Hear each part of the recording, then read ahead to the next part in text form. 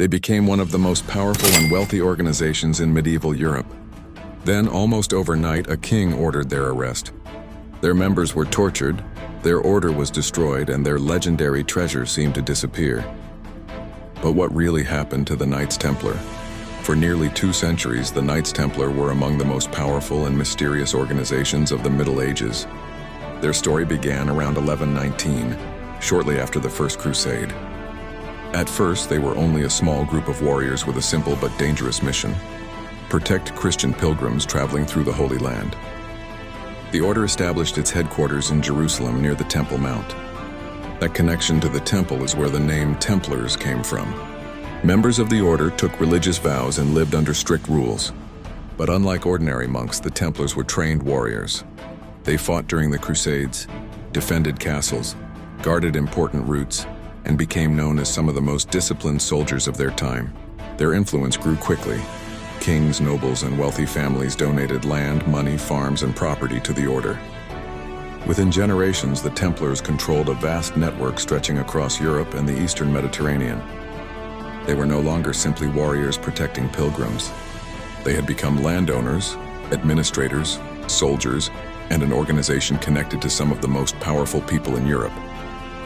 Their network also allowed them to provide financial services.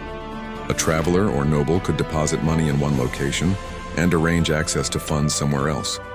In an age when carrying large amounts of gold across dangerous territory could attract thieves, this system was extremely useful.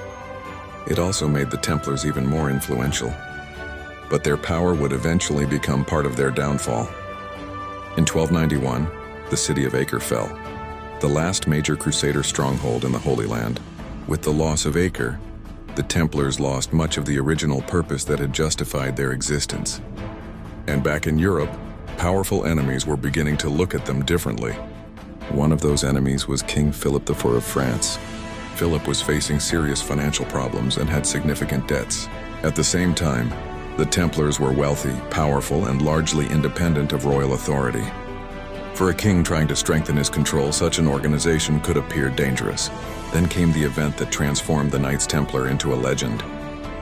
On Friday, October 13, 1307, Philip ordered the mass arrest of Templars across France. Members of the order were accused of heresy, denying Christ, performing secret rituals, and other serious crimes. Many prisoners were tortured. Under extreme pressure, some confessed. Because torture was used, historians treat many of those confessions with great caution.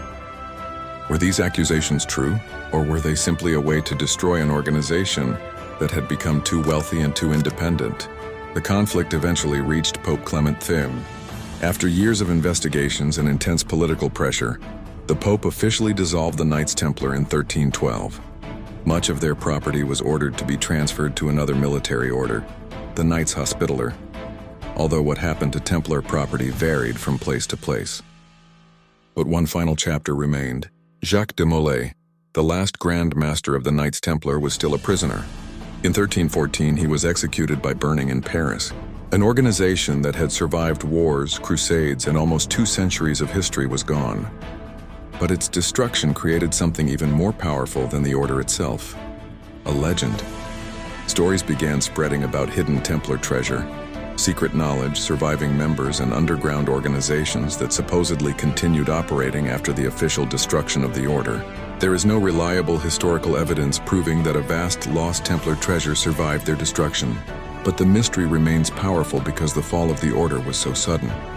So what really destroyed the Knights Templar? Were they guilty of the crimes they were accused of? Or had their wealth, independence, and political influence simply made them too powerful for King Philip IV to tolerate? More than 700 years later, the Knights Templar remain one of the most fascinating mysteries of medieval history. If you enjoyed this story and want to discover more mysteries from history, subscribe to the channel.